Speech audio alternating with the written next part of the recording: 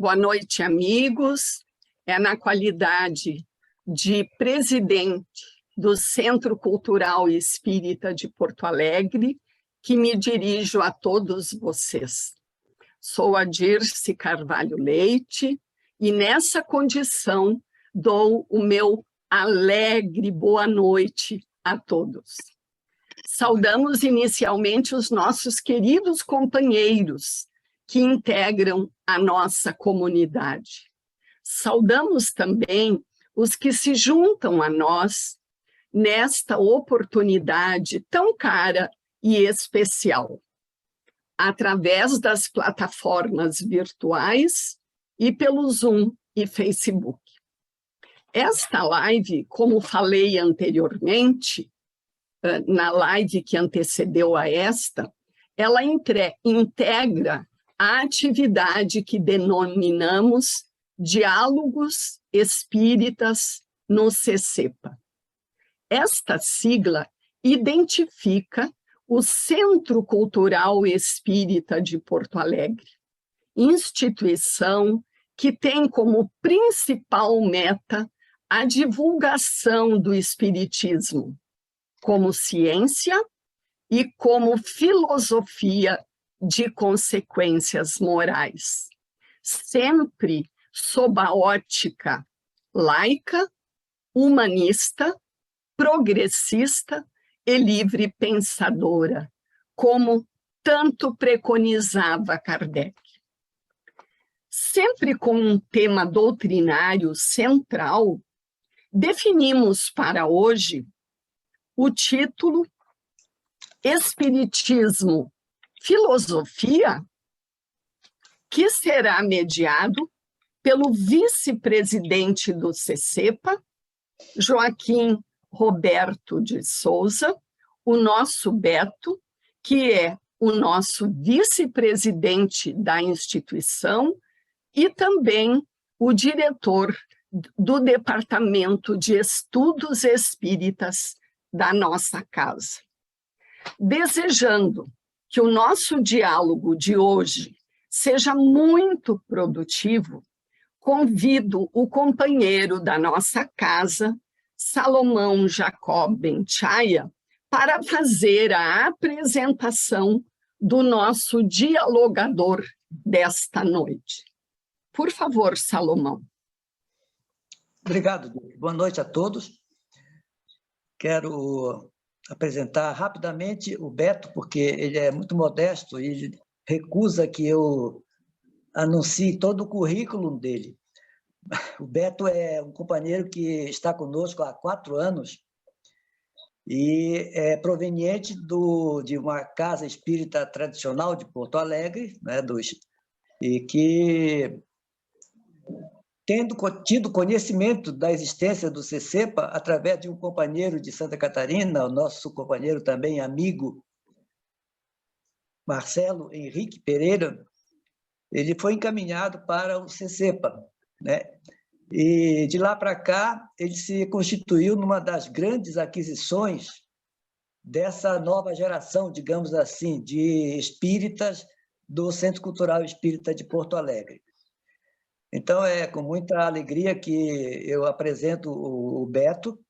Na nossa intimidade é o Beto Souza, e que é também bacharel em filosofia e teólogo também. Estamos, portanto, bastante supridos, né, de um profissional que também já é professor, né, e vamos hoje dar atenção para a exposição que ele vai fazer, seguida, né, das intervenções que nós poderemos fazer, de preferência pelo chat. Vocês podem anotar as perguntas ou os questionamentos no chat, que nós transmitiremos para o Beto. Isso dará, portanto, uma dialogicidade para o nosso encontro. Peço que, por gentileza, desliguem, enquanto o Beto estiver falando, desliguem os microfones para que não haja nenhuma interferência de ruído. Muito obrigado. E, Beto, com a palavra, então, está com você. Salomão, agradecer as palavras. apresentação, fazer uma pequena correção. Eu sou bacharel em teologia, já estou com curso de a licenciatura em filosofia concluída, mas ainda não colei grau, então eu estou aguardando pelo grau na licenciatura, né? Então, última etapa. Então, estamos prontos, espero que seja um ótimo diálogo. Como eu já tinha comentado com vocês antes, a intenção é que não seja um monólogo, né? Que a gente consiga ter essa interação, essa troca de saberes. Então, passo para a Dirce, para a gente começar, então, já com a primeira pergunta, o primeiro questionamento. Isso aí, Beto. Iniciando, portanto, o nosso diálogo de hoje, eu te perguntaria, Beto, quando nós afirmamos que o Espiritismo é uma filosofia, o que nós devemos entender basicamente? Essa é uma pergunta bem complexa. Tem duas formas, basicamente, de responder ela. Eu vou tentar sintetizar. Tá? A gente vai começar, então, tentando entender o que é filosofia, né? Para mim poder dizer, o Espiritismo é uma filosofia, mas o que é essa filosofia? Vamos puxar primeiro pelo próprio termo filosofia. Ele vai surgir lá no século VI a.C., com Pitágoras.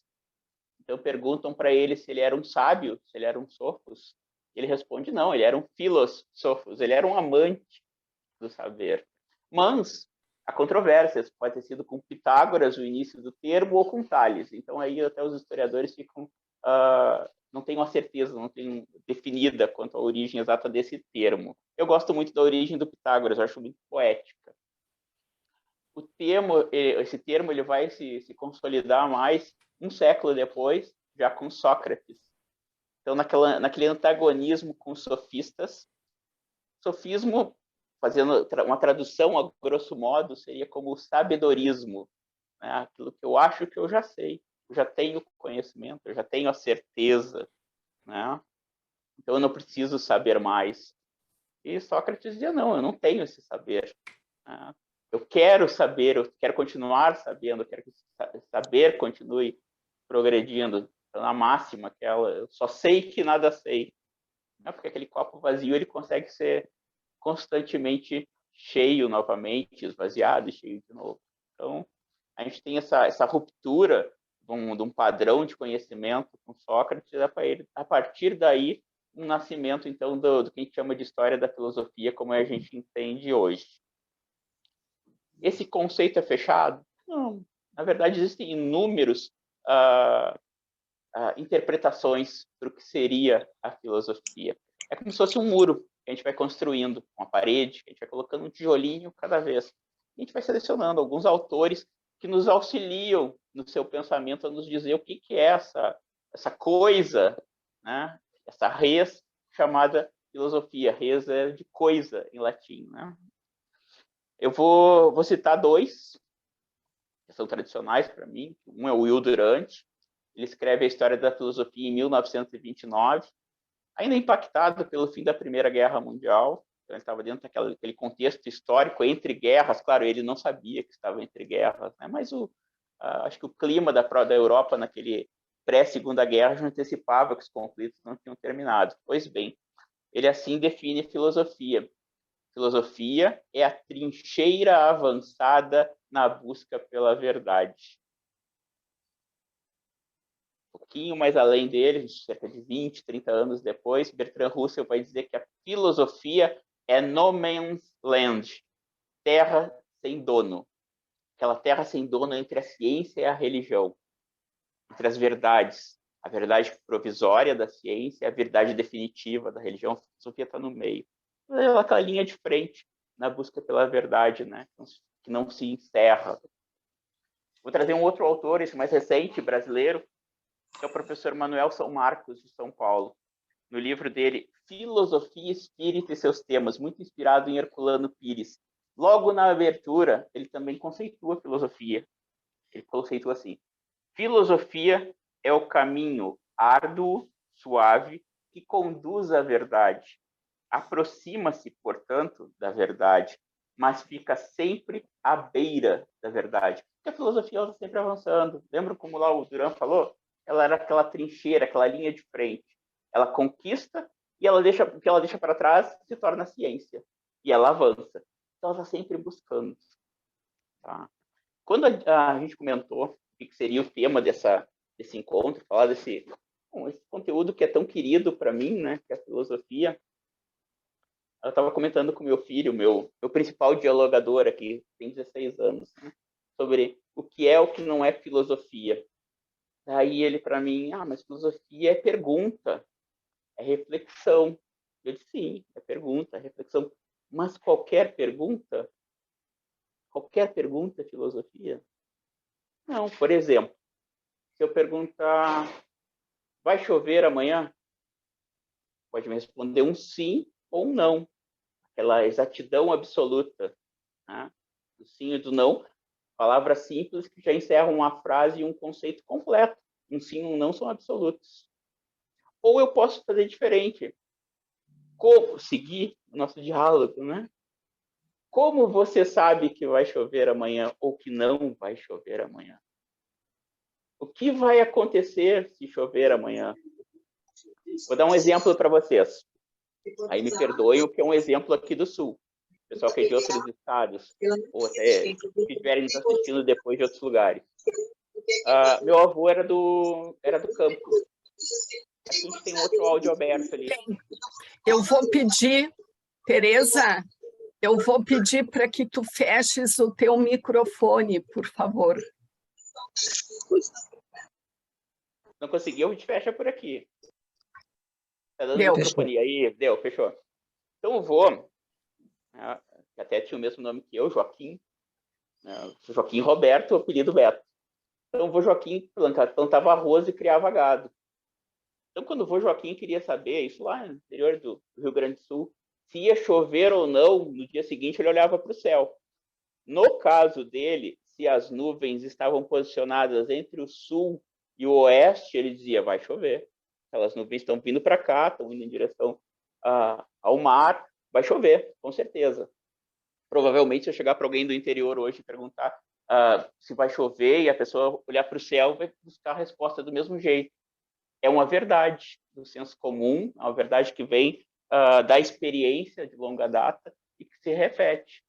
Mas se repete localmente. Claro, o Joaquim talvez soubesse, talvez não soubesse que tem uma cordilheira dos Andes que está influenciando o porquê desse movimento das nuvens em direção ao Oceano Atlântico aqui na nossa região. Ou seja, aquilo que ele considera verdade é uma verdade local. Talvez seja diferente no Nordeste, talvez seja diferente em São Paulo, talvez seja diferente na África, em outro lugar. Mas para ele, aquela verdade do senso comum era definitiva. Ele não se perguntava o porquê que ele sabia aquilo. O pai dele já sabia daquilo. Aquele conhecimento foi transmitido para ele, aprender a olhar para as nuvens no local onde ele está e dizer que aquilo é verdade, para ele estava bom. No momento que começa esse questionamento, e aí eu vou chegar no que é a filosofia para dizer por que o espiritismo é essa filosofia. Então, no momento que eu começo um questionamento, mas por que eu sei assim? Essa reflexão, por que esse conhecimento foi assim formado? De onde surge essa certeza? Essa certeza absoluta? Ou ela só vale particularmente para aquele caso? Existe uma certeza universal? Essas são questões da filosofia e questões que o espiritismo busca responder. Por isso ele se insere dentro do pensamento filosófico. Belos exemplos, Beto, que nos ajudam a compreender o conceito de filosofia para o início do nosso diálogo. Trazendo mais objetivamente agora para a filosofia espírita, eu te pergunto, podemos considerar Allan Kardec como o introdutor da filosofia espírita? Por quê? Resumidamente, o que fundamenta essa resposta? Vamos lá. Eu vou puxar pelo que o Salomão falou no começo, me apresentando, né? Eu chegando no CCEPA há 4 anos atrás, lá em fevereiro de 2018. Hoje, olhando para trás, eu penso assim, naquele momento que eu chegava no CCEPA, eu chegava com muitas certezas. Eu ainda não conhecia um Maurice Herbert Jones, né, para nos dizer que sabemos pouco, não temos certezas definitivas, mas ousamos buscar. Né? Eu não tinha essa noção. Então, eu cheguei muito cheio de um sabedorismo, vamos dizer assim. Não, eu já sei, o Espiritismo é isso, ponto. Eu conheço o Espiritismo. E à medida que a gente vai estudando e refletindo sobre isso, a gente vai sabendo, percebendo que a gente pouco sabe. Né? Então, a gente aprende a falar menos e ouvir mais, vamos dizer assim. Ou pensar mais antes de falar também, ou essa conceituação de que a certeza não é definitiva. Pois bem, Kardec faz as suas perguntas. Vou citar um outro exemplo aqui, então. Agora há pouco tempo, o pessoal que convive comigo sabe que eu fiz um estágio de filosofia no EJA. Né? Até para alguns eu compartilhei a resposta. Eu fiz uma pergunta, essa aqui que a gente fez agora há pouco, do que é filosofia, o que era importante na filosofia. E uma aluna minha, já nos seus 40 e poucos anos, fazendo EJA agora, me responde o seguinte: na filosofia, o que importa não são tanto as respostas, mas as perguntas que nós construímos. Olha que legal isso. Então, quando eu penso em Kardec e aquilo que eu falei antes, a questão das perguntas, do continuar procurando, do continuar buscando. Imagine assim, ó, quem já for pai ou mãe aqui, ou quem já conviveu com aquela criança na fase da transição da infância para a adolescência. Sabe aquela fase dos porquês? Mas por que isso? Daí tu responde, mas por que é assim? E por quê? E o porquê vai? E aquilo pode não ter, literalmente não ter fim. Vamos lá, a gente está na trincheira, né? A linha de frente da filosofia é essa. É aquela que está sempre perguntando por quê e tentando avançar.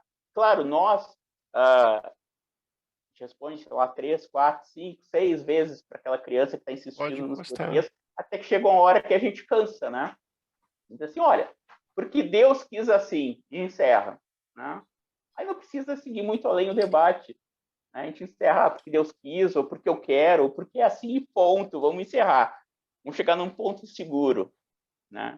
A gente sai, então, da indagação filosófica, a gente quebra a onda eterna dos porquês.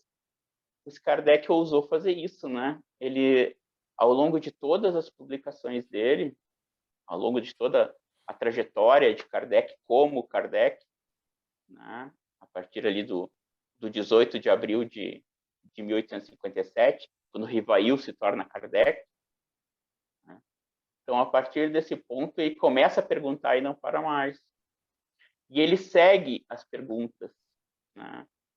Então, ele tem uma resposta em 57, de repente a resposta muda ali em 62, em 64.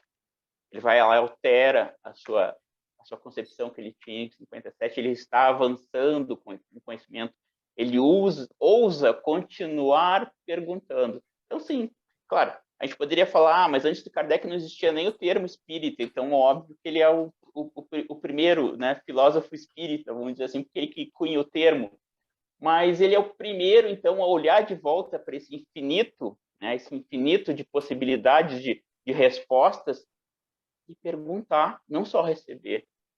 Né? Porque o que a gente tinha tradicionalmente na história do conhecimento, principalmente nesse tipo de conhecimento, que é o conhecimento revelado, eu tinha falado um pouquinho antes do vô Joaquim ali, que ele usava o conhecimento do senso comum. Não quer dizer que o senso comum esteja errado, ou que seja um conhecimento errado. Pode ver, se vocês chegarem ali no interior de São Gabriel, olhar para cima, tá vindo nuvens do sul, vai chover, mas é válido ali naquele ponto, né? É um conhecimento relativo. É um conhecimento que eu sei que ele vale num determinado tempo, num determinado intervalo de tempo, mas eu não posso afirmar que ele vai continuar valendo além desse intervalo de tempo, ou que ele vai valer também em outros territórios ou em outras situações. Esse é o senso comum. É um tipo de conhecimento. É o conhecimento da tradição.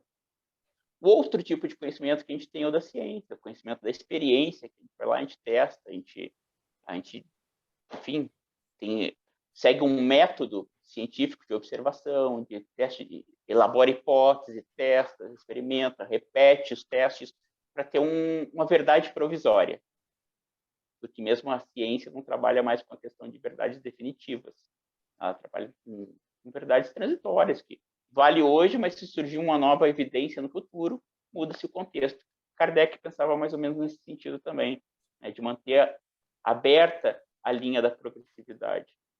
A gente tem o conhecimento filosófico, que é aquele reflexivo das dúvidas, e tem o conhecimento revelado, que é o último, que é o tradicional das religiões, enfim. Recebe uma revelação e essa revelação ela é recebida passivamente.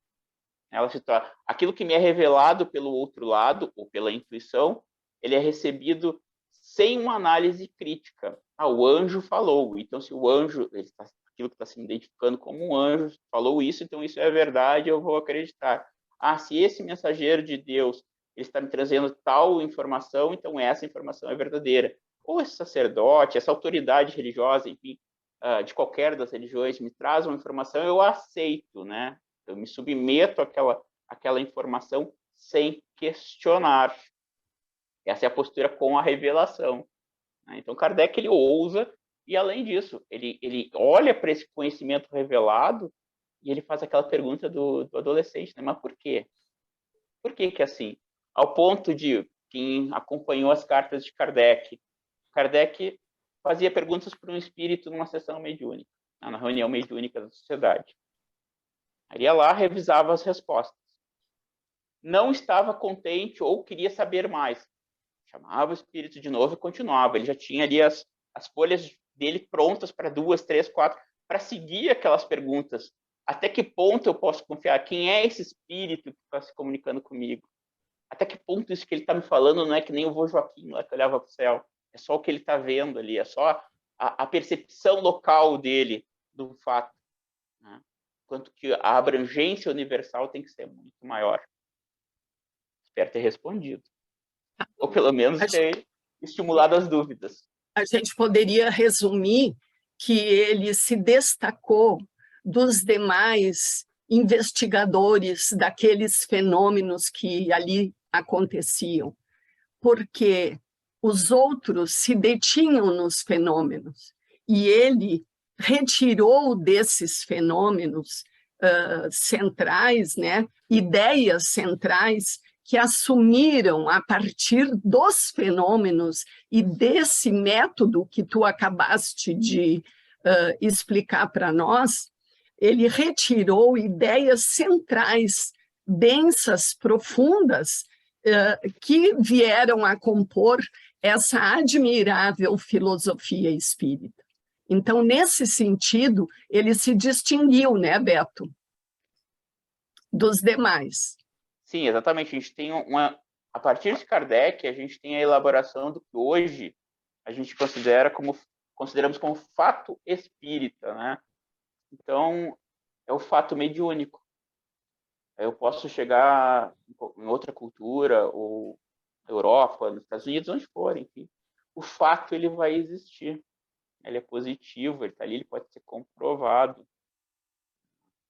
Então, a partir disso, Kardec vai lá e observa, não, peraí, mas está acontecendo um fato, está existindo uma comunicação, existe uma inteligências atuando nesse fenômeno, ele não é puramente material, né? Então, tem algo a mais acontecendo e eu quero saber o que é. Ele não, aí que tá, o pessoal pensa, mas Kardec, será que ele já chegou imaginando que eram espíritos? Não, chegou extremamente cético, querendo saber se aquilo ali não era magnetismo, truque ou alguma outra coisa que estivesse acontecendo. E o próprio fenômeno, o próprio fatos diz para ele, não, somos espíritos, né? Já vivemos, somos desencarnados, e a partir daí ele continua.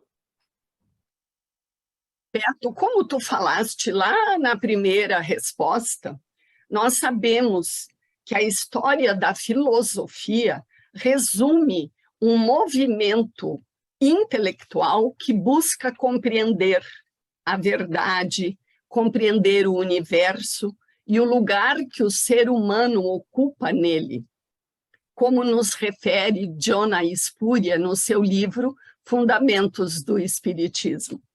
Aí vem a minha pergunta. Em se tratando de filosofia espírita, quais são os temas centrais de que ela se ocupa? Muito bem. Muito bom o livro, por sinal, né, do John. E os temas centrais, na verdade, é a dualidade, né? É o Deus e o universo, é o Criador e a criatura. né? Aquilo que pode ser chamado de natura naturans e naturas naturata. Então, e dentro desse universo, dentro do universo da criação, essa separação dos dois princípios, que a gente está falando há pouco, a matéria e o espírito. Então, o eixo principal do espiritismo é essa crença, né? Crença aí, né? Então, a assunção racional da existência de um criador, né? E a partir daí, esse criador, a gente tem um universo e o estudo, tanto da parte científica, material do fenômeno, como da parte moral, que é a parte do espírito. Então, é essa certeza, vou colocar assim, ou mesmo que provisória, né, de que o universo é dual. É representado, de um lado, pelo espírito que atua na matéria. Então, existe algo além do material na visão espírita.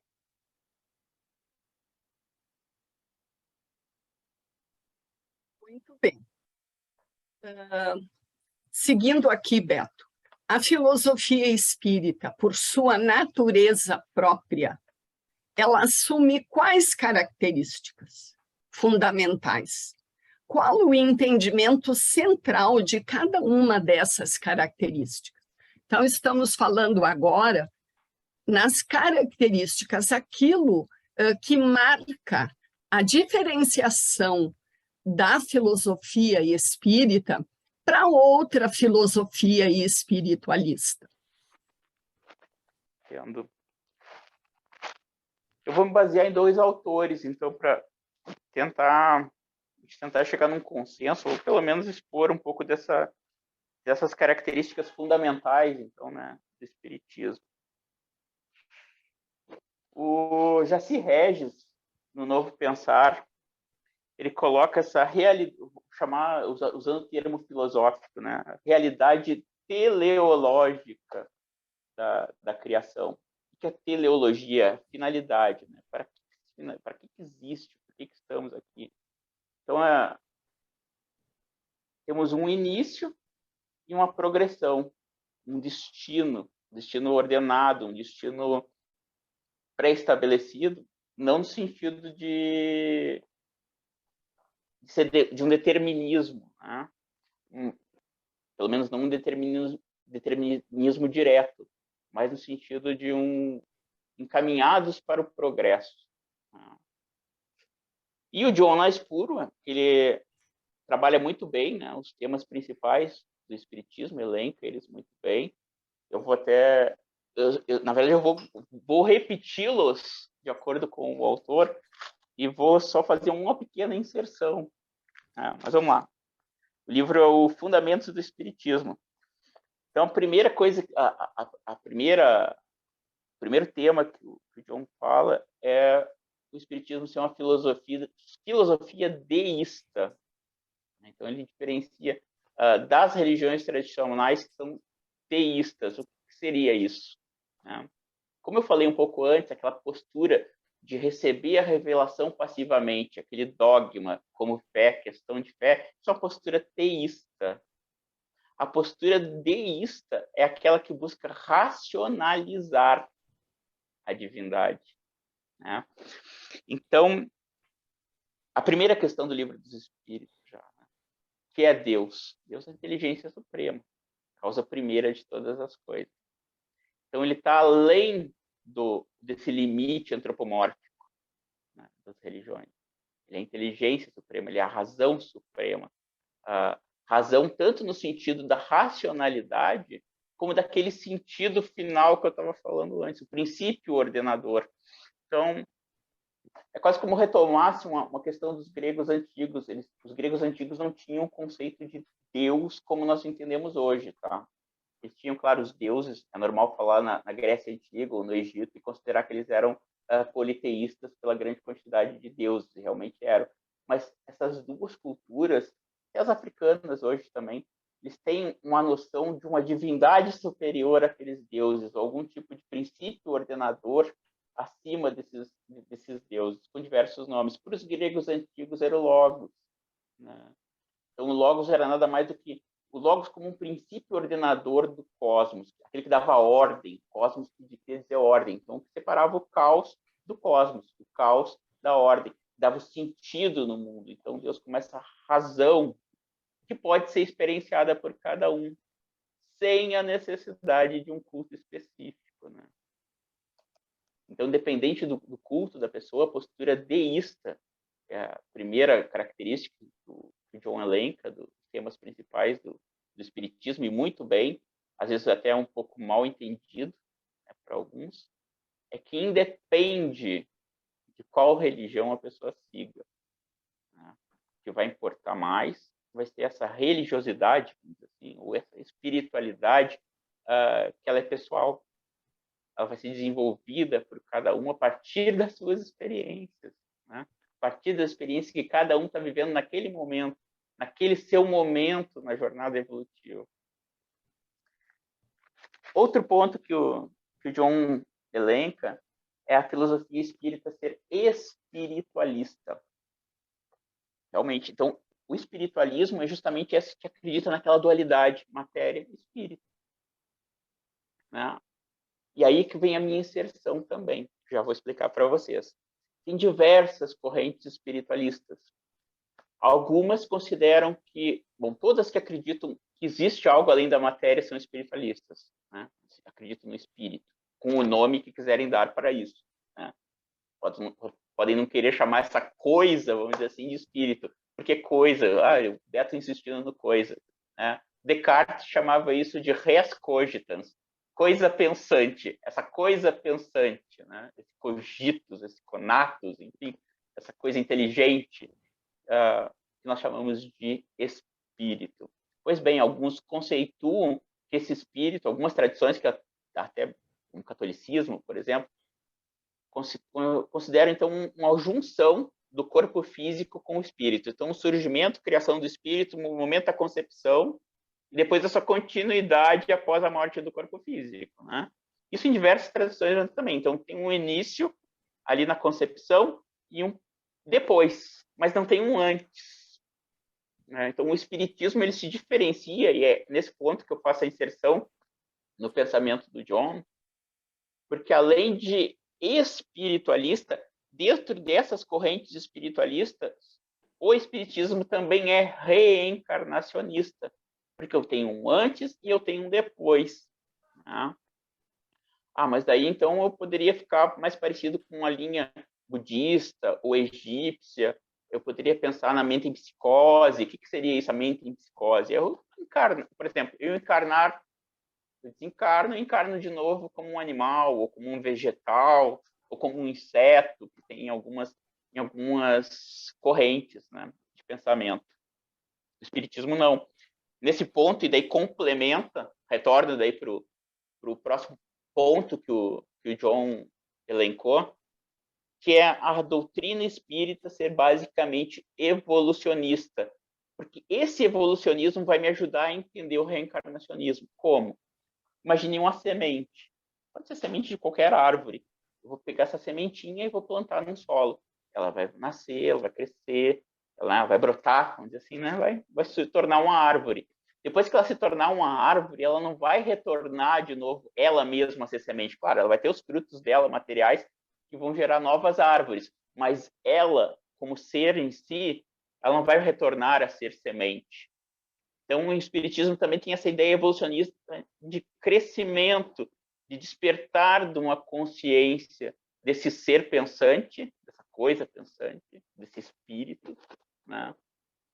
Desde um princípio inteligente, lá no início, até o despertar da consciência e além, da autoconsciência como ser humano, e além, indo além em outros planos, sem retrogradar, sem retornar, né? Sem voltar a ser. O que eu aprendi está aprendido. O espiritismo é uma filosofia basicamente científica. Por quê? Porque ele parte de um fato positivo, né? Então, ele tem essa... O espiritismo não tem sobrenatural, vamos dizer assim. Ele naturaliza o espírito. Naturaliza o espírito através da verificação dos fatos, através da verificação das comunicações, através da experimentação da via mediúnica.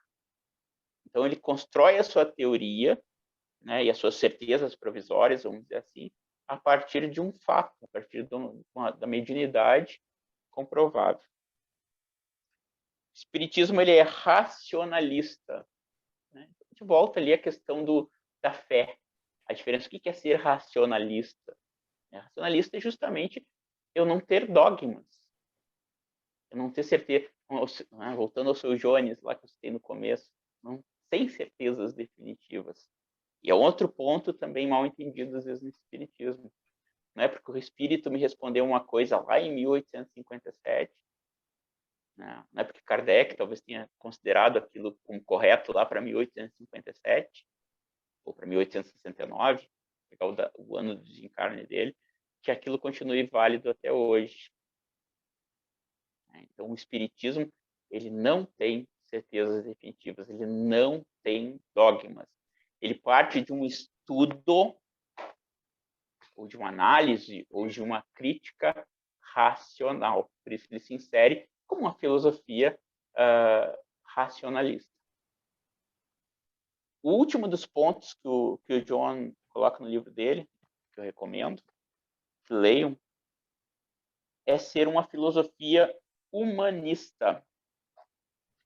Então, quando a gente fala nos questionamentos, né, o que são esses questionamentos, essas perguntas que nós fazemos, não é qualquer pergunta que é filosofia, lembram disso que eu falei lá no começo? Então, são as perguntas certas, como, por quê, o quê. Então, o cerne, o centro dessas perguntas, desse questionamento espírita, é justamente o ser humano, né? E não só o ser humano, claro, o ser humano tanto no sentido do ser. Na filosofia tem um nome, é um campo de estudo da filosofia chamado ontologia, né? O ser enquanto ser, o ente. Então, o logos do ente, o estudo do ente, do ser como ser, a ontologia. Então, é um campo todo de estudo do que é o ser que o espiritismo busca, né, também perguntar e responder, entre outros. E dentro dessa busca, o campo principal de questionamento é justamente o ser humano. O que é o ser humano? O que sou eu? Quem somos depois, no segundo momento, como conjunto. De todas essas características, todas são instigadoras do nosso pensar, né? Mas a que me coloca e que me cativa é de ser humanista, de acreditar no ser humano, na sua potencialidade, na sua capacidade autônoma de avançar na busca do conhecimento, na busca progressiva da verdade, que é sempre mais abrangente do que nos parece. Então, de todas essas características, né? O deísmo, o espiritualismo, o evolucionismo, o cientificismo, o racionalismo e o humanismo são características muito particulares da filosofia espírita e que vale a pena ao estudioso aprofundar, né? É muito relevante esse tema das características da filosofia espírita, porque ela se distingue das demais por essas características.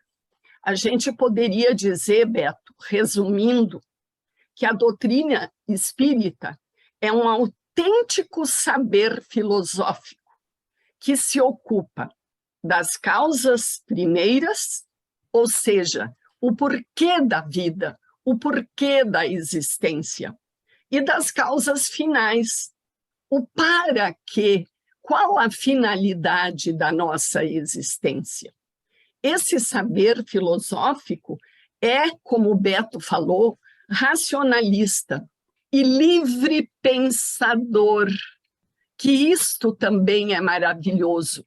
É uma filosofia que não nos engessa, ela permite que avancemos, que questionemos, como o Beto falou antes, que troquemos ideias, que avancemos, né, como Kardec queria. E essa filosofia, está respaldada numa vigorosa e sólida base científica, que se traduz em significativas consequências desta filosofia para a transformação moral, tanto do indivíduo como da coletividade, como da sociedade. É isso, Beto, que poderíamos resumir? Muito bem resumido. Eu gosto dos fechamentos que a Dirce faz, né? É perfeito, né? Ele pega do raciocínio, então tem essa coisa pedagógica, né? Muito evidente. Muito bem. E daí trabalhando, então, no próprio Livro dos Espíritos, né? Hoje, se a gente for ver os campos de estudo da filosofia, um dos principais dele é a metafísica, um dos principais campos. A metafísica é justamente esse estudo das causas primeiras, né? Além do físico, enfim, que está muito bem respondido na primeira parte do Livro dos Espíritos, quer dizer, tenta-se, né? Construir, então, uma teoria a partir disso. Outro campo de estudos da filosofia, que eu já citei antes, é a ontologia. A ontologia ela vai estar inteira na segunda parte do Livro dos Espíritos, então vai falar do que é esse ser, que é o espírito. Né? Outra área de estudos da filosofia, claro, cada escola filosófica vai ter uma resposta diferente, tá? A gente vai ter teorias diferentes. Então, claro, a gente tem essa... Eu estou só citando ela, sem entrar em detalhes da conceituação espírita, porque, teoricamente, aqui, claro, podemos ter algum convidado que não seja espírita assistindo, mas a maior parte de nós já somos espíritas, então, mais ou menos, já estamos habituados, então, com essa estrutura de pensamento de Kardec, ou pelo menos eu parto desse princípio para desenvolver o meu raciocínio. Então, uma outra área é a gnoseologia. Gnoseologia é a teoria do conhecimento. Né? Então, eu até citei um pouquinho por alto ali quando eu falei em senso comum, né? Tradição, reflexão, explicação da ciência, a revelação do processo da fé, ou das diferentes crenças. Então, está dentro desse campo de estudo da gnoseologia. De onde vem o conhecimento? Né? Os espíritos respondem muito bem, fazendo um link com o que a gente falou agora há pouco do Jonas Purwa, né? Dos temas principais do espiritismo, que a gente falou do evolucionismo. Então, aquela velha questão, existem ideias inatas? Não existem. Então, o espiritismo traz uma solução para essa eterna dúvida, né? Que é aquelas lembranças das vidas passadas. Né? Aquele princípio que eu já trago comigo e que eu avanço a partir daí. Sopinha, então, vem. Nós dois. Tem que fechar o áudio aí, gente. Tá aberto um áudio aí. E por último, cara, tem outros, mas eu estou só elencando os principais, né? Então, a própria finalidade, né? Da existência. Então, eu caminho na direção de uma felicidade. E quando eu falo dessa felicidade, ela é uma felicidade como efeito de uma outra causa. O que é a causa da felicidade? É o ganhar consciência. Quanto mais consciência eu tenho, aquele do autoconhecimento que a gente falou antes, quanto mais eu me conheço, mais feliz eu sou.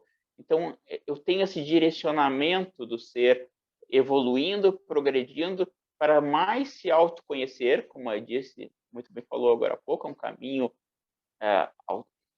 de autonomia, né, daquele ser, se autoconstruindo, né, ao longo das diversas encarnações, diversos mundos, até atingir uma consciência plena, para o que nós entendemos hoje como consciência plena. Não estou dizendo que seja o final da jornada, né, que a jornada ela é infinita, mas caminhando, então, nessa direção de uma realização das nossas potencialidades, né, no caminho de uma felicidade. Beto, tem aqui uma pergunta trazida pelo Medran, Milton Medran Moreira. Mas eu até vou pedir para o Medran abrir o áudio dele e falar a pergunta que ele quer fazer. Bom, Beto, em primeiro lugar, cumprimentos pelo trabalho. Não, a pergunta que eu até escrevi aí no chat, eu vou ler. Alguns pensadores espíritas contemporâneos têm procurado evitar a expressão doutrina para caracterizar o espiritismo. Esses pensadores entendem que o termo conduz à ideia de que se deseja doutrinar ou impor verdades, como fazem as religiões. Eles sustentam que devemos nos esforçar para justamente substituir a palavra, a expressão doutrina, exatamente por filosofia. Eu gostaria de te ouvir a respeito disso. Medran praticamente antecipou um pouco o que eu ia falar na próxima pergunta, porque eu tenho uma vantagem com relação aos espectadores, né, que eu tenho a relação das perguntas da Dirce já de antemão, sabendo o que ela vai me perguntar depois. Mas, vamos lá. Eu vou voltar, então, ao que eu tinha falado da minha posição, quando eu cheguei no CCEPA, tá? E eu vou também citar o Jaci Regis de novo. No primeiro capítulo daquele livro dele, do Novo Pensar, é um capítulo bem pequenininho, 2 ou 3 páginas, que ele fala da fidelidade e da crítica. Então, ele fala ali numa postura paradoxal. Que essa postura paradoxal que ele enxerga, que para ser fiel a Kardec, agora eu vou ser excomungado, hein? Para alguns meios espíritas. Mas, enfim, vamos lá. Pergunta pediu, vamos lá. Então, para ser fiel a Kardec, eu tenho que ser crítico de Kardec. Essa é a postura paradoxal. Eu tenho que ter uma postura crítica com relação a Kardec para me ser fiel ao pensamento dele. Porque Kardec não considerava o espiritismo como dogmas. Ou seja, vamos lá, esse corpo doutrinário, sim, ele é uma doutrina. O risco, bom, isso qualquer doutrina causa risco, é o seguinte: eu tenho um livro dos Espíritos, primeira edição em 1857, segunda edição em 1860, eu tenho as perguntas muito bem feitas, filosóficas, colocadas por Kardec, como falamos agora há pouco. Claro, aqui é Beto falando, tá? É minha opinião. Todos aqui como são livres para ter opiniões diferentes nesse sentido. Não vou bater martelo, nada disso. Podem contestar, não concordar, enfim. Mas vamos lá. Aqueles espíritos responderam em 1857, outros ao longo do tempo. Foi publicado um livro em 1860 com as respostas dos espíritos que eram válidas para aquele tempo. Algumas das coisas que já estavam colocadas no livro dos espíritos, o próprio Kardec vai mudar de entendimento ao longo das obras dele. Claro, isso para quem leu mais obras além do chamado Pentateuco.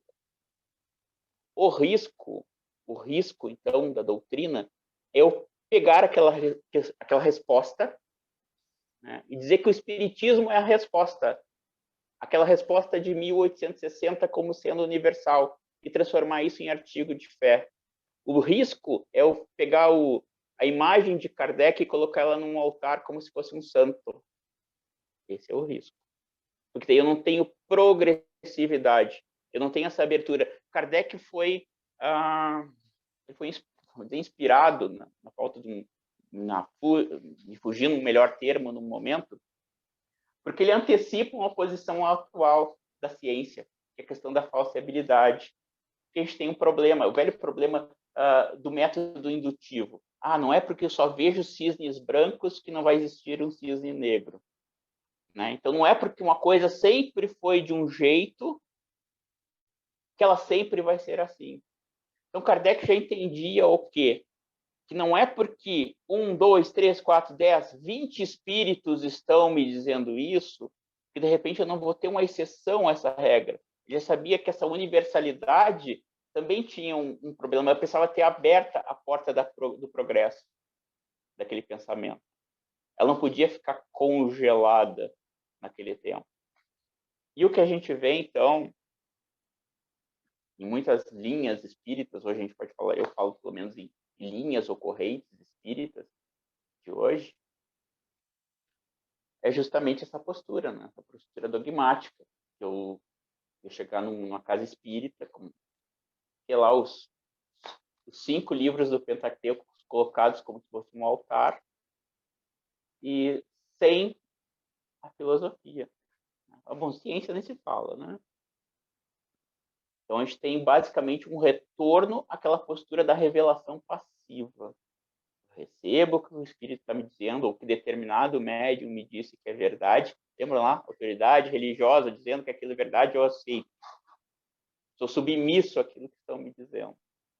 Ah, mas é um médium conhecido, é um médium famoso. Assim, ele disse, porque ponto, não tem por que discutir. Se discutir, você não é mais espírita. Não, a questão é essa. O ser espírita, lá em Kardec, era justamente discutir.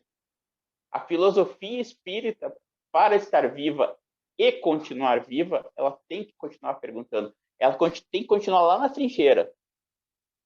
Lá naquela, como o seu Jones dizia lá, ousando. Não tenho certeza definitiva, mas eu ouso continuar buscando. Eu continuo na trincheira. Eu não parei no ponto seguro, confortável ali. Claro, é difícil, mas eu tenho que ter essa consciência.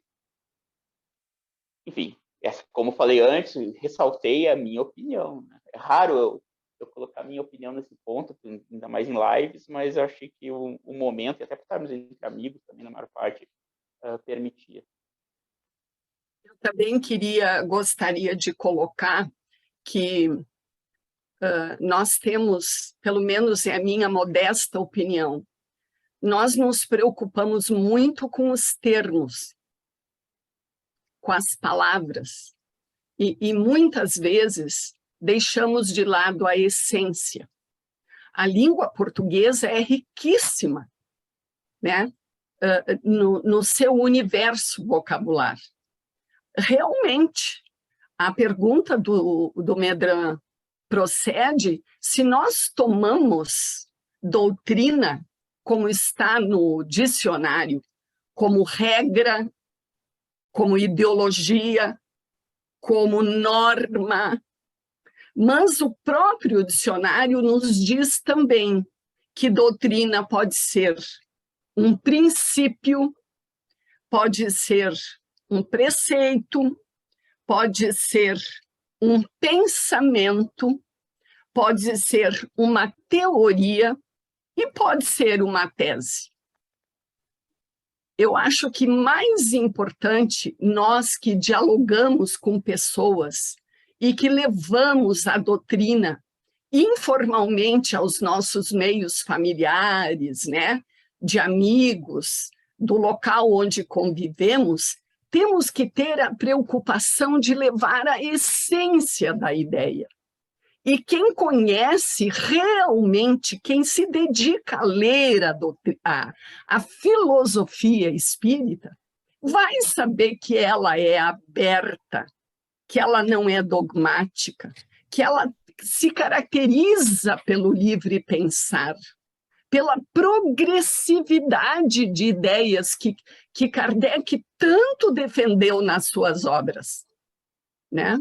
Então, realmente, tenhamos esse cuidado de, ao apresentá-la, não apresentá-la, como disse e bem frisou o Medran, dogmaticamente, mas como uma bela escola de pensamento que permite a nossa reflexão, o nosso aprofundamento, o nosso questionamento, a nossa discussão, a nossa crítica, né?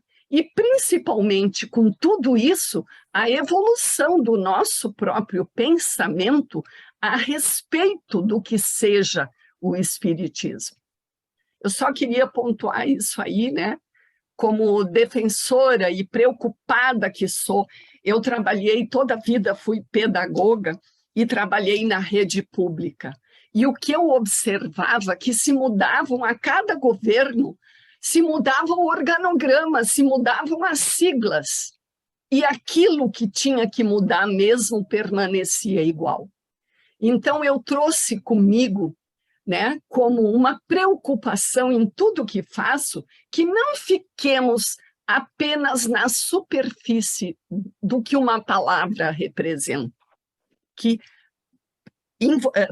mergulhemos nela, descobrindo o seu verdadeiro sentido e dando a ela a acepção que Kardec desejou ao formatar a filosofia espírita. Isso devemos a ele, né? Eu vou ler aqui uma contribuição trazida pelo Leonardo Indrusiak. Ele diz assim: a vantagem do termo filosofia sobre doutrina é que este último, doutrina, tem significados diferentes, dependendo de ser aplicado no campo religioso ou no campo laico. Filosofia não sofre com esse problema. Tem razão, né, Beto? Exato. Exato. Tem razão, Leonardo. Poderíamos seguir? Pode, Dirce. Tá bom. Então, mais uma perguntinha para o Beto. Beto, considerar o espiritismo uma filosofia de consequências morais, ao invés de considerá-lo como uma religião, leva a quais resultados relevantes? Tudo bem. Hoje eu estou citando autores aqui para me apoiar, né? Esse aqui foi uma recomendação do Salomão para mim, que eu agradeço muito a recomendação que ele me fez já faz uns anos. Eu li, reli, usei, que é o Laço e o Culto. Está esgotado, gente. Infelizmente, não é mais publicado. Acho que se consegue PDF dele, é uma pena. Tem alguns livros, alguns autores espíritas que eu acho que deveriam ser republicados e redivulgados, mas enfim. Laço e Culto do Krishnamurti de Carvalho Dias. Então, dessa edição dele, eu vou ler aqui da página 52. O Espiritismo, haverá de se lembrar, que é um pensamento alternativo do religioso, podendo coincidir eventualmente com este, mas não obrigado necessariamente a repetir os seus argumentos. Então, o que eu vou puxar aqui do Krishnamurti? Pode ter um grupo religioso? Claro que pode.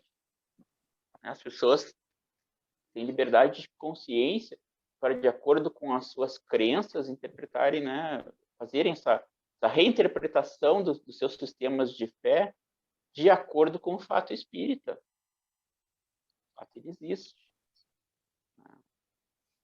O que é diferente é eu reinterpretar o espiritismo de acordo com a minha doutrina religiosa, né?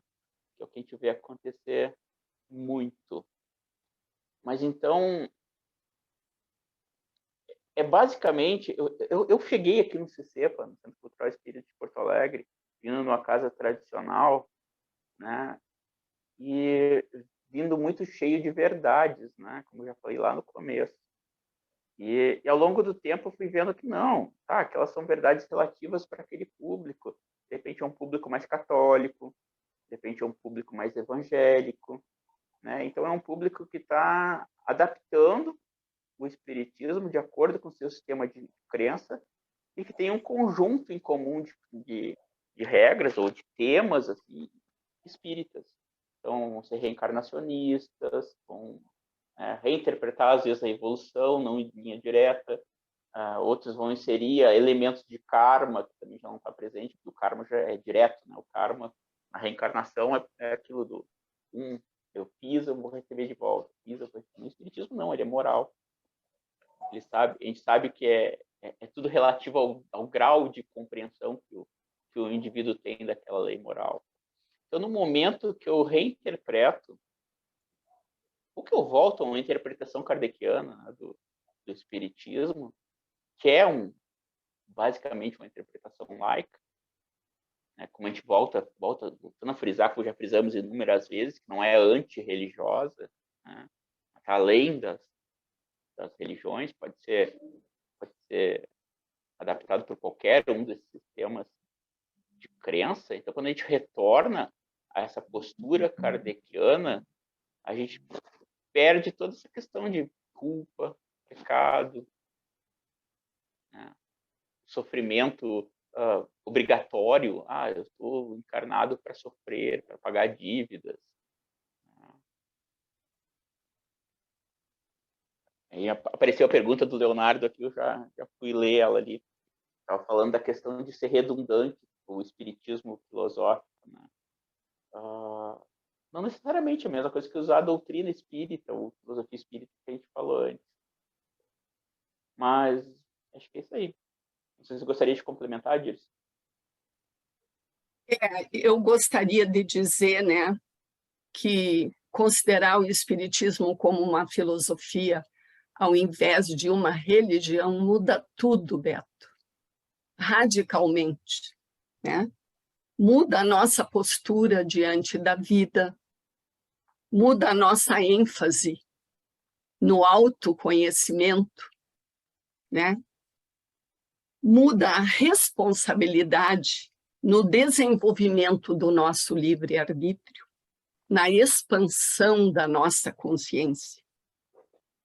Muda a responsabilidade no emprego do próprio conhecimento do espiritismo na vida diária, na nossa relação com as pessoas, na nossa relação com o mundo, com a natureza, com Deus, conosco mesmos, basicamente, né? E para mim, o mais importante dessa consideração do espiritismo como filosofia e não como religião, porque ocorre o trânsito de ser um ser submisso diante do conhecimento religioso que nos é dado, fechado, para um ser ativo, que deve ser o espírita, diante do conhecimento espírita, né?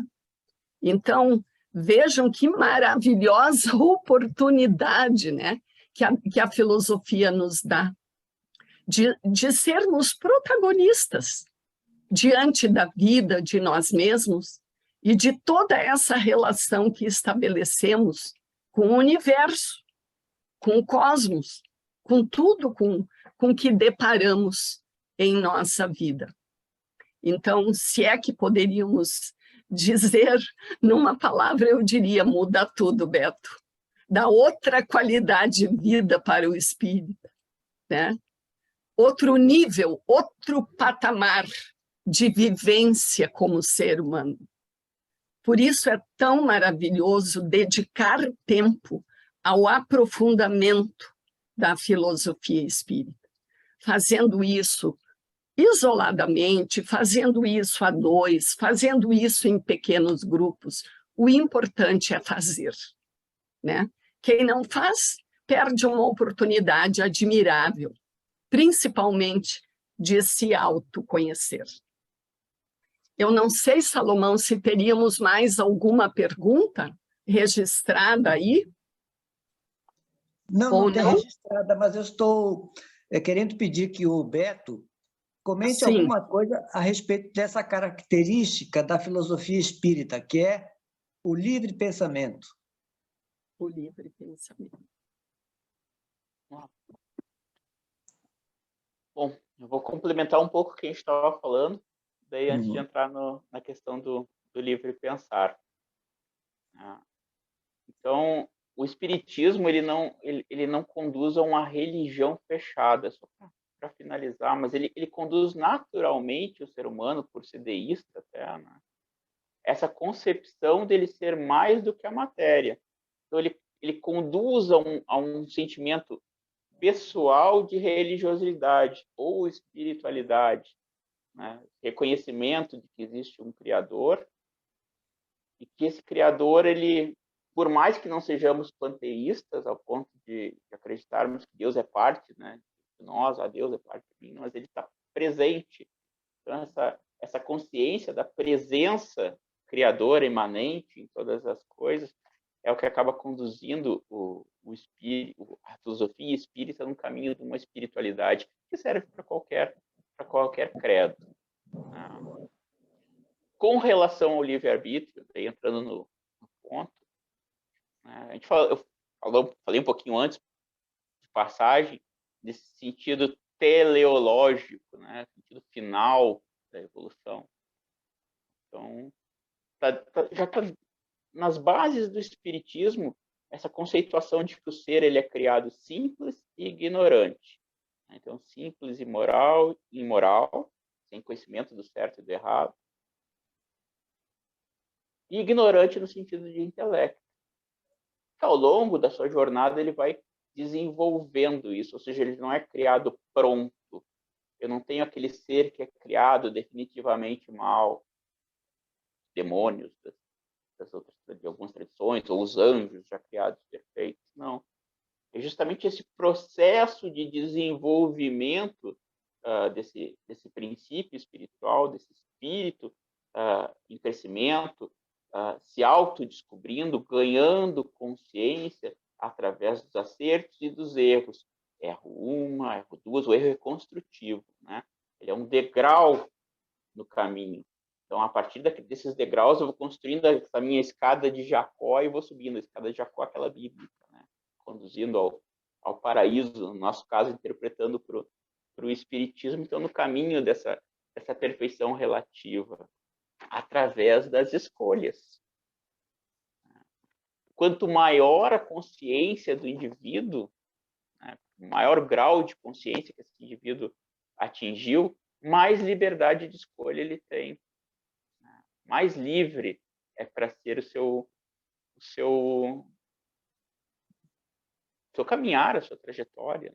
Então, ele é a partir dessas escolhas, desse livre-arbítrio, porque se fosse diferente, se a gente estivesse numa linha de um determinismo, de uma linha, vai ser assim e ponto, né? Então, não importa muito qual é a decisão que eu tome, vai terminar tudo do mesmo jeito, ou já está pré-determinado, que vai ser de tal jeito. É o destino.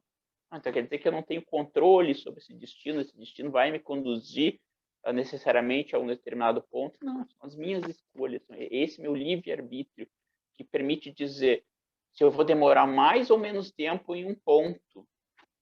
O certo é que eu vou avançar. Eu, de semente, né, estou me conduzindo até a minha potencialidade como árvore. E além dela, que eu não sei o que vem além depois de espírito puro, né? Depois eu chamo de linha dos arcanjos, lá não sei, provavelmente continue. Então, todo esse meu caminho ele é construído em liberdade. Se eu demorar um pouquinho mais em determinado ponto, foi porque eu escolhi assim. Eu não vou voltar a ser semente. Mas a velocidade que eu demoro o percurso que eu vou fazer até chegar nesse ponto, ele é totalmente individual. É uma autoconstrução. Eu não tenho aquela figura salvadora das religiões ou messiânica, que eu vou ter uma ação externa me dando a mão e me puxando, né, da minha linha evolutiva. Ou como nas linhas orientais, que a gente tem, vou romper a linha de Sansara, que é a linha das encarnações. Ou então eu vou ter uma ação divina me tirando, me salvando, me levando para um paraíso onde eu vou ficar. Eu ouso dizer que isso que se considera paraíso hoje, em algumas concepções, ele é só mais um ponto de parada. Eles ficam ali um tempo ainda para depois continuar evoluindo, né? Então, todos esses locais que só parecem fixos na espiritualidade, na verdade, são transitórios. Claro, podem ter uma durabilidade um pouco maior, mas são transitórios. São pontos de passagem. Só para, fica um tempo e segue adiante. Espero ter mais ou menos elucidado.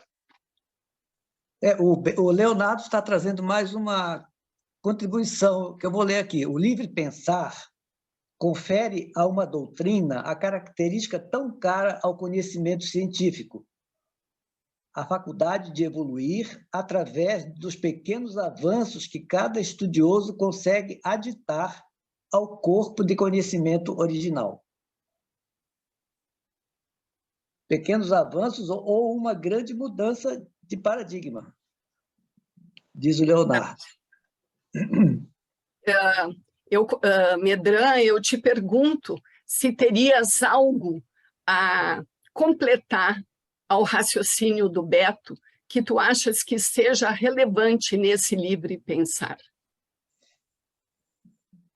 Pois é, eu acho que é justamente aí que o espiritismo ele se divorcia, ele se afasta do conceito de religião.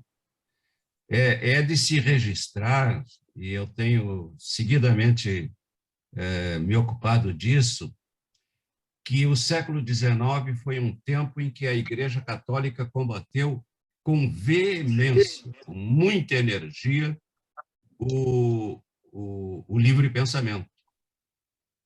Tem uma encíclica do Papa Gregório XVI, no início do século XIX, que classifica o livre pensamento como uma peste, uma verdadeira peste que afasta os homens da crença, da fé, da religião. Isso depois foi ratificado pelo Papa Pio X, algum tempo depois, ainda no século XIX, e já depois de Kardec, com uma encíclica onde ele condenava todo o livre pensamento e a própria separação da Igreja do Estado, dizendo que essa situação ela geraria um caos no mundo, um caos moral, um caos ético no mundo, na medida em que a Igreja não fosse mais a tutora da fé, a tutora dos bons costumes, a tutora da moral no mundo ocidental. Quando, na verdade, a moral, a ética, ela se laicizou, e é exatamente pela via do laicismo, pela via do livre pensamento, é que nós vamos criando melhores condições de convivência, de cidadania, de democracia, de respeito aos direitos humanos, né?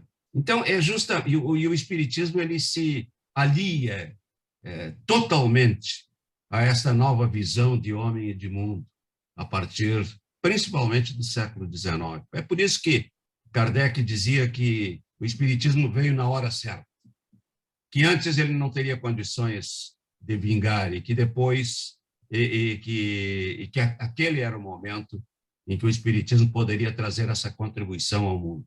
Eu acho que o mundo ainda não entendeu o Espiritismo, exatamente porque o confunde com uma religião, com uma crença, né? E nós temos uma tarefa muito grande ainda para, exatamente nesse caminho, nessa rota do livre pensamento, para contribuir com um mundo melhor. Maravilha, Medrano. Salomão, tu está sem som. Eu queria acrescentar um comentário, porque nós acabamos saindo um pouco da filosofia e comentamos a questão religiosa, né? E porque nós temos realmente uma resistência muito grande em definir o Espiritismo como religião. E o argumento, porque na tradição do Espiritismo brasileiro, Espiritismo é considerado como uma doutrina de tríplice aspecto, ou seja, tem 3 facetas: a da ciência, a filosofia e a religião. E as pessoas defendem que o Espiritismo é religião porque o próprio Kardec teria, em um determinado momento, afirmado que o Espiritismo, no sentido filosófico, era religião. Mas vejam bem, isso foi num discurso que ele fez no Dia dos Mortos, no ano de 1868, alguns meses antes de ele desencarnar. Ele fez uma exposição sobre a comunhão de pensamentos, a unidade que se cria entre pessoas que se reúnem com os mesmos propósitos, em sintonia de propósitos. Enfim, aquele laço que une pessoas que têm interesses comuns. Isso era o que ele chamou de comunhão de pensamentos. Então, nesse sentido de união de pessoas, é que ele, filosoficamente, caracterizava o Espiritismo como religião. E o Krishnamurti de Carvalho Dias, nesse livro que o Beto mostrou ainda há pouco, O Laço e o Culto, interpreta magistralmente esse discurso de Kardec, porque, realmente, no sentido filosófico, não é aquele sentido que se conhece das religiões, né? Que religião é religar o homem a Deus, que é um conceito equivocado para o Espiritismo, né? No Espiritismo não dá para ajustar essa ideia de que o homem se perdeu e que tem que retornar a Deus. e que a religião seria o meio para esse retorno, para essa salvação.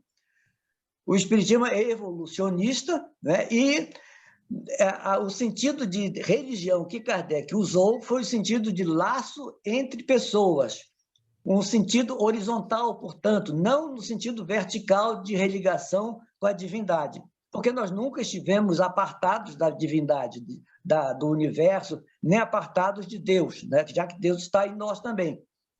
Então, é justamente para definir que, quando Kardec citou o Espiritismo como religião no sentido filosófico, não era no sentido religioso tradicional, de que a religião é que seria o caminho para religar o homem a Deus, porque não casa com o sentido evolucionista da doutrina espírita. Era só isso que eu queria acrescentar. Temos alguma pergunta ainda? Não apareceu mais, mas o Beto pode usar os minutos finais para, né, algum comentário. Fazer algum complemento. Ótimo. Porque assim, o Salomão perguntou do livre pensar e eu respondi do livre-arbítrio, né? Aí eu vendo vocês comentarem, vocês responderem que eu via. Não, peraí, eu falei do livre-arbítrio. Ele estava falando do livre pensar, era outra coisa, era outra pergunta que eles estavam fazendo.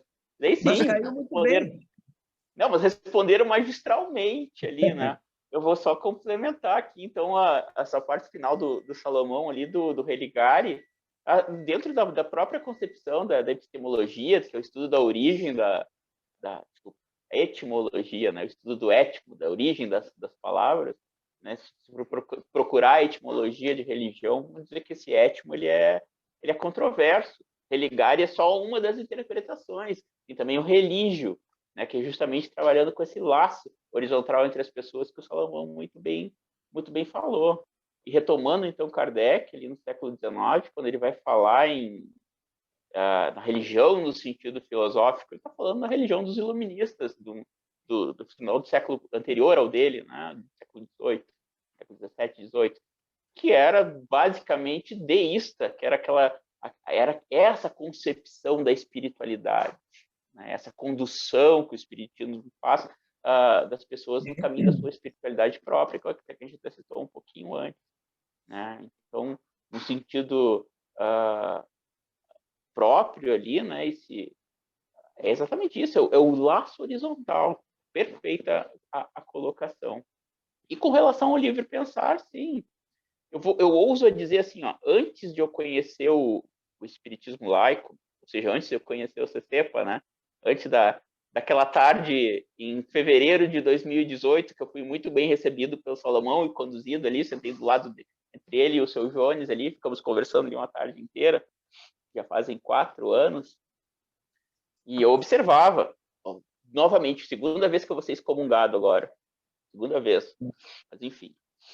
Quando eu observava o Centro dos Espíritas, e eu como autodidata, claro, eu seguia ali um programa de estudo na casa tradicional que eu estava, tradicional que eu digo religiosa, né, que eu estava frequentando naquele momento, mas eu sempre fui autodidata, então a questão de eu estudar espiritismo já vem de antes de eu ler muito, não só sobre o espiritismo, sobre diversas correntes, então esse meu interesse pela religião já vem de longa data, até por isso que eu acabei fazendo a faculdade de teologia, né?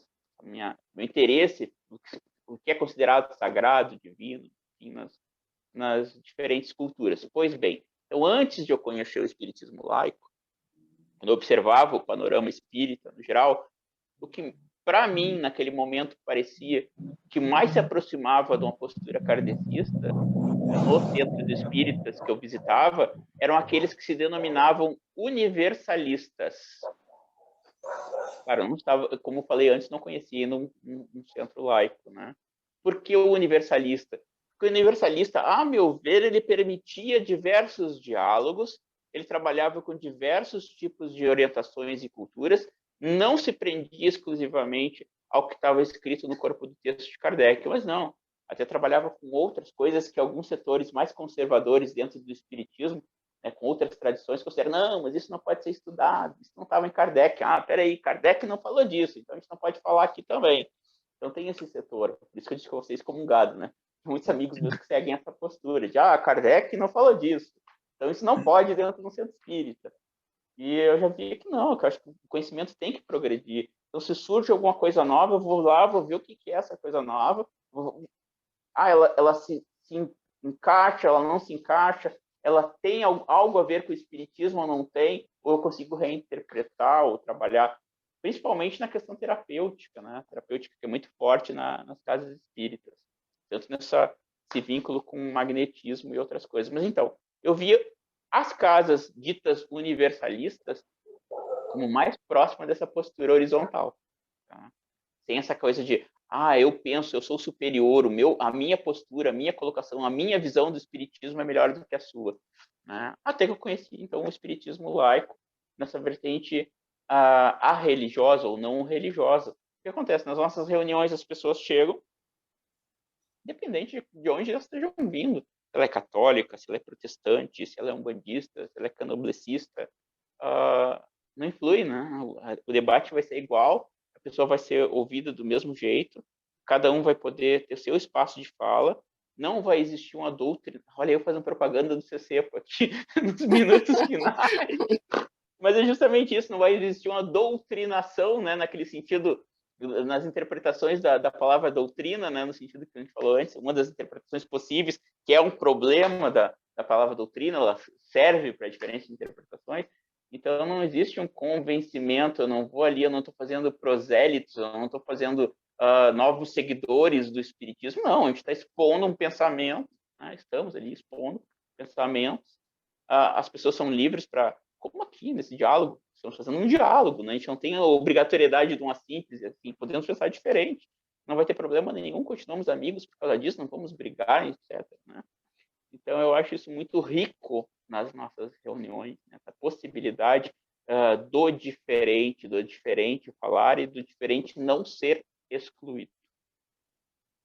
Sempre é bom frisar, né, Beto, que a visão laica espírita que o CCEPA abraça não é antirreligiosa, é arreligiosa. Até porque se respeita, né, o livre-arbítrio de cada um de firmar a sua própria convicção, né? E isso ali no CCEPA é muito importante. Não sei, Salomão, se temos o registro ainda aí de alguma pergunta, alguma observação. Não chegou mais nada. Então, acho que podemos ir encaminhando a finalização do nosso encontro de hoje, não é? Então, nessa condição de fazer o fechamento dessa noite tão rica para todos nós, eu vou fazer um resuminho rápido daquilo que me pareceu mais importante desse diálogo do diálogo no CCEPA sobre o Espiritismo.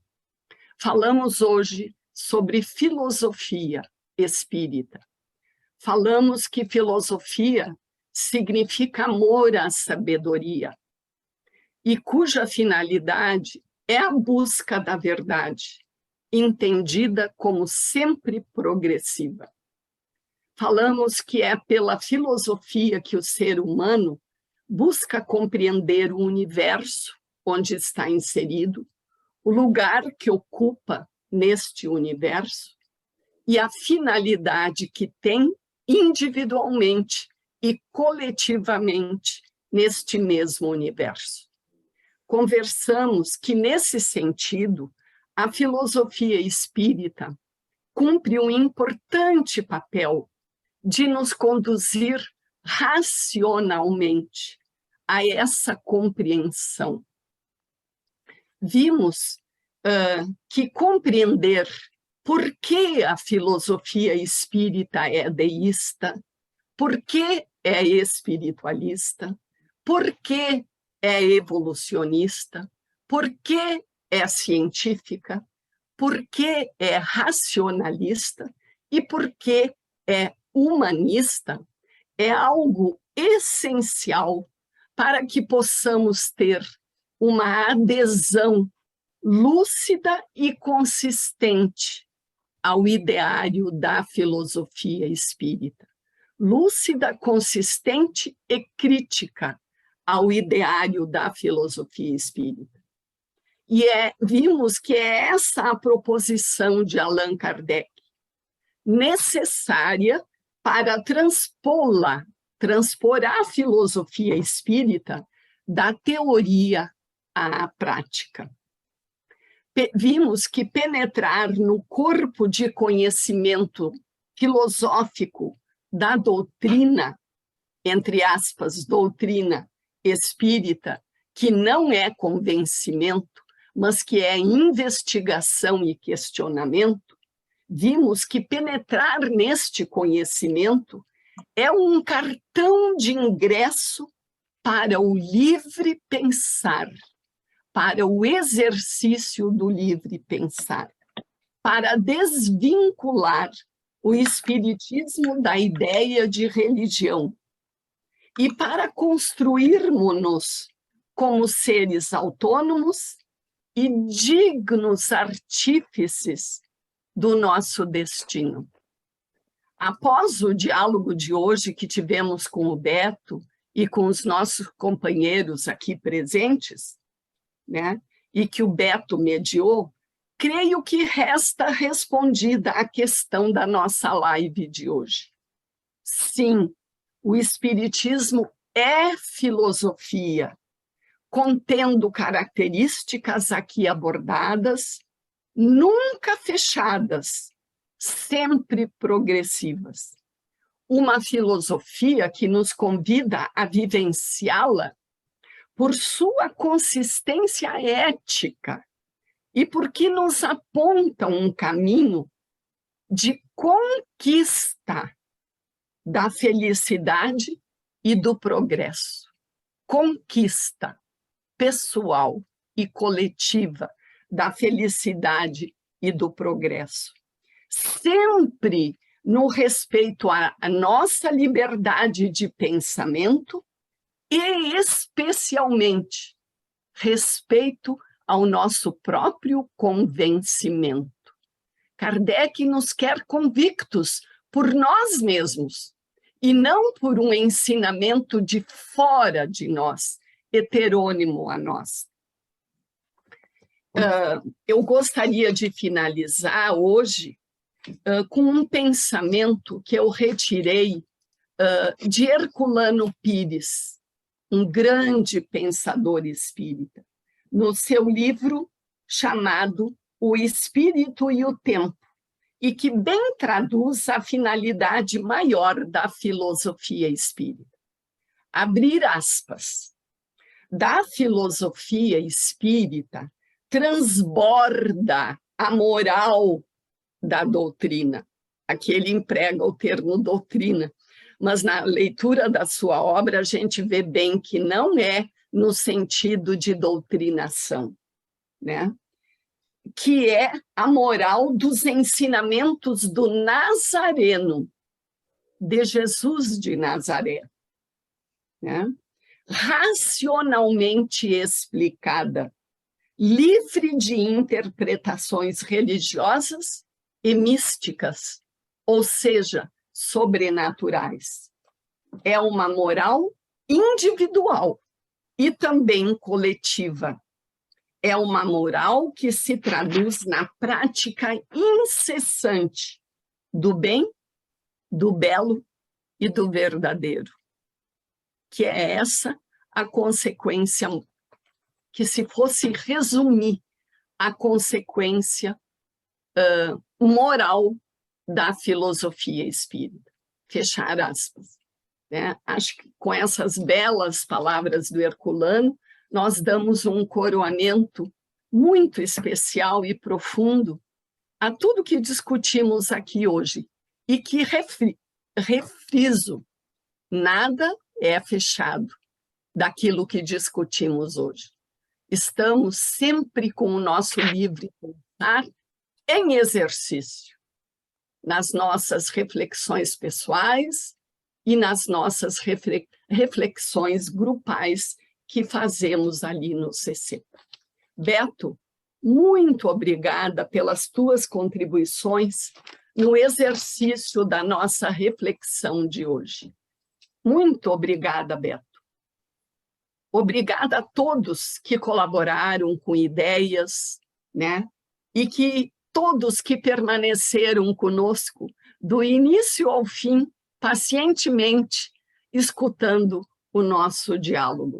E muito obrigada também a todos aqueles que posteriormente assistirão e participarão da nossa live através do Facebook, né? Desejo, então, uma boa noite a todos vocês, com muita saúde e paz. E até o nosso próximo encontro. Tudo de bom para todos vocês. Tchau. Obrigado, muito obrigado. Gratidão. Até a próxima. Até a próxima.